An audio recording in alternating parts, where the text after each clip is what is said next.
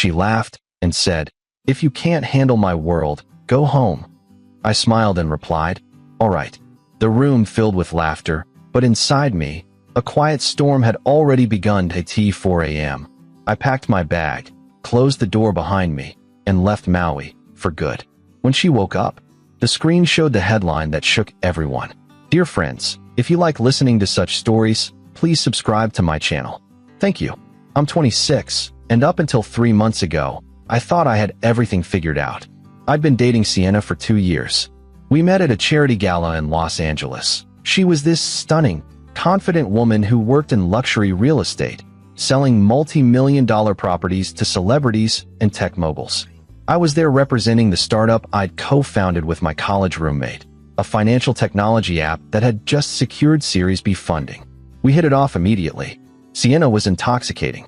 She knew everyone, went everywhere, and had this energy that made you feel like you were part of something exclusive just by being near her. Her Instagram had 340K followers.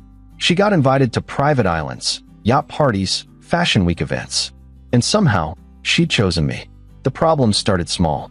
She'd make comments about my clothes. "You can't wear that to Nobu, babe." She'd compare me to her exes, successful guys with family money or entertainment industry connections. "Marcus had a house in the hills by 25, she'd say casually, like it was just an observation. I'd laugh it off, but it stung. Still, I loved her. Or I thought I did. I worked harder, made more money, tried to keep up with her world. When she suggested we take a trip to Maui with her friends for her birthday week, I didn't hesitate. I booked a suite at the Grand Wailea, dropped $8,000 on the room alone, plus flights, plus the birthday dinner I'd planned at Mama's Fish House. We arrived on a Monday afternoon in late July. The group was 8 people total, Sienna's inner circle. There was Derek, this trust fund guy who owned a cannabis company. His girlfriend Jade, an influencer. Marcus. Yes, that Marcus, her ex, who apparently was just a friend now. His new girlfriend Ashley. And 2 other couples I barely knew. From day one, I felt like an outsider. They had inside jokes, shared history, a dynamic I wasn't part of. They'd reference trips to Tulum or Ibiza, people I didn't know, brands I'd never heard of. I tried to keep up, smiling through conversations about $3,000 handbags and which private jet service was better. Wednesday night was when it happened. We were at the suite, our suite, the one I'd paid for, pre-gaming before heading to some beach club. Everyone was drinking, music was loud, energy was high. I was in the kitchen area making myself a drink when I overheard Sienna talking to Jade and Ashley on the lanai. "I don't know, he's sweet, but he's just so basic sometimes," Sienna said. "Like, he still gets excited about airport lounges." They laughed. My hand froze on the bottle. "Why are you with him then?" Ashley asked. "He's stable. He's got money, but he's not showy about it. My parents love him. And honestly, after Marcus, I needed someone who wasn't going to give me drama." "So he's your safe choice," Jade said. "Exactly. But God, sometimes I miss the excitement, you know?" I put the bottle down and walked back inside. I didn't say anything. Not then. The actual blow-up came Friday night, Sienna's birthday. We'd had dinner at Mama's Fish House. I'd arranged everything. Even got the staff to bring out a custom cake. The bill was $2,400. Everyone toasted, took photos, thanked me for hosting.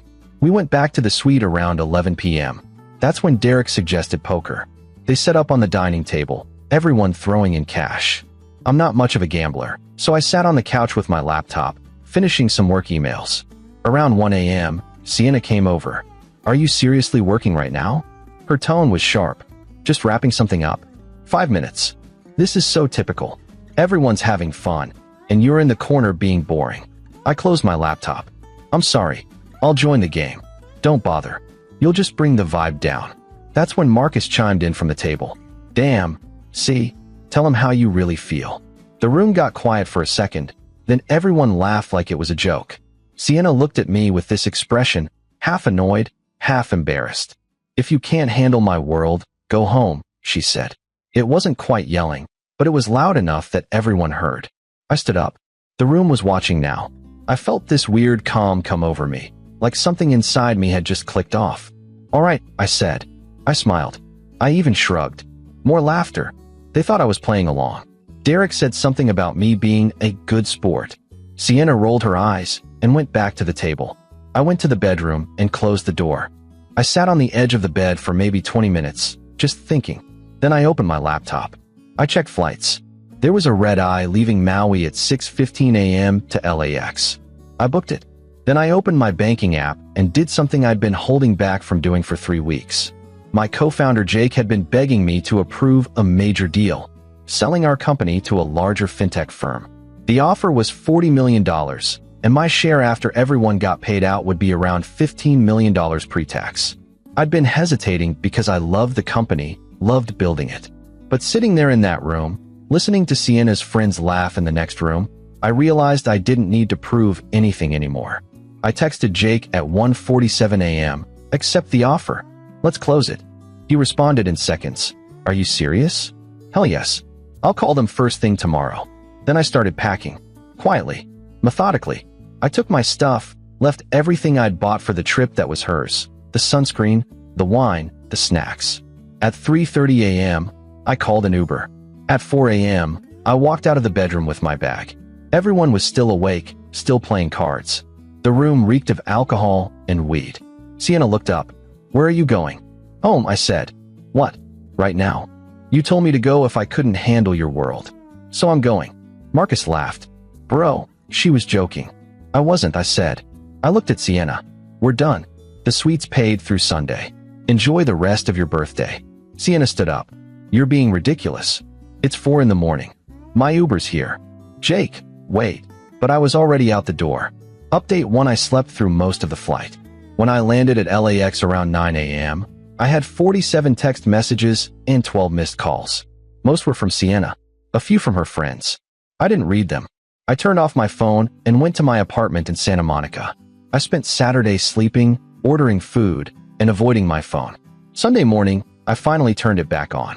The messages from Sienna had evolved from angry to confused to apologetic to angry again. The last one, sent at 11:23 p.m. Saturday, said, "You're really going to throw away 2 years because of one comment? You're pathetic." I blocked her number. Jake called me Sunday afternoon. "The deal's moving fast. They want to close in 3 weeks. You good with that?" "Yeah, let's do it." "What happened in Maui, man? You sounded different when you texted." "Just had some clarity." The news broke on Wednesday. TechCrunch ran the headline. Apex Financial acquired by Goldman Fintech Division for $40 million. Our names were in the article. My LinkedIn blew up. Congratulations poured in.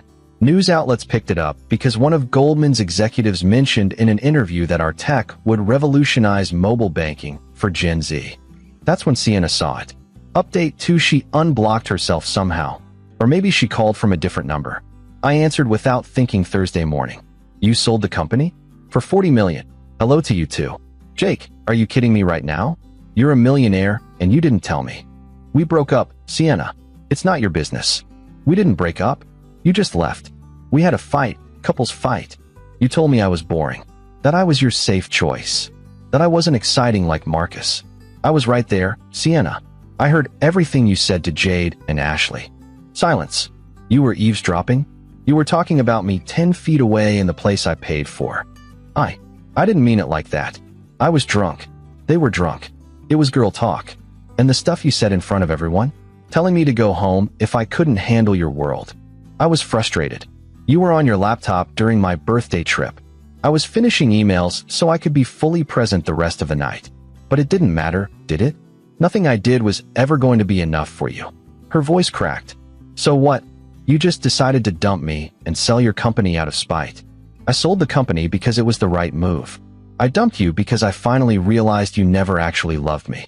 You loved the idea of me, the stable guy with potential, but you didn't respect me." "That's not true. Sienna, you compared me to your ex in front of your friends. Multiple times.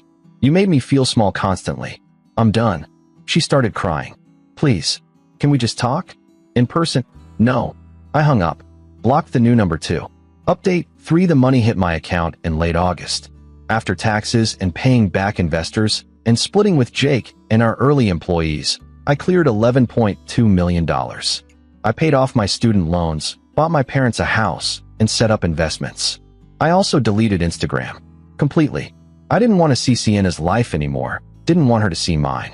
But friends told me what happened anyway. Apparently, after the news broke about the acquisition, Sienna posted a long Instagram story about knowing someone before they were successful and how some people change when money comes into the picture. She framed it like I was the villain, like I'd hidden my success from her. Her comments section turned on her fast. Someone who'd been at the Maui trip, I think it was Ashley, ironically, commented, "Girl, you literally told him to leave because he wasn't fun enough. Don't rewrite history." The story was deleted within an hour. Marcus apparently slid into her DMs trying to get back together. She posted a vague quote about toxic exes a week later. Derek's girlfriend Jade unfollowed her. The whole friend group seemed to splinter. I heard through a mutual connection in September that Sienna was telling people I'd used her for Instagram clout and then dumped her when I got rich. It was so absurd I almost laughed. She had 340K followers. I had 800 before I deleted the app. Meanwhile, I was doing better than I'd been in years. I started going to therapy. I reconnected with old friends I'd neglected while trying to keep up with Sienna's lifestyle. I took a trip to Japan by myself. I read books. I surfed. I remembered who I was before I'd spent 2 years trying to be someone impressive enough for her. Final update, it's been 3 months since Maui. I'm still single, and honestly, I'm okay with that. I'm not rushing into anything. I've been on a few dates, but nothing serious. I'm enjoying the quiet. Jake and I are working on a new project, something smaller and more passion-driven. The financial pressure is off, which is freeing. I ran into one of Sienna's friends at a coffee shop in Venice 2 weeks ago. Not someone from the Maui trip, but someone from her wider circle. She recognized me and came over. "Hey, I just wanted to say, I'm sorry about how things went down with Sienna. A lot of us didn't know the full story until after. It's fine. Water under the bridge." For what it's worth, she's been struggling. Lost some brand deals. People started calling her out for being fake. She's talking about moving to New York for a fresh start. I nodded.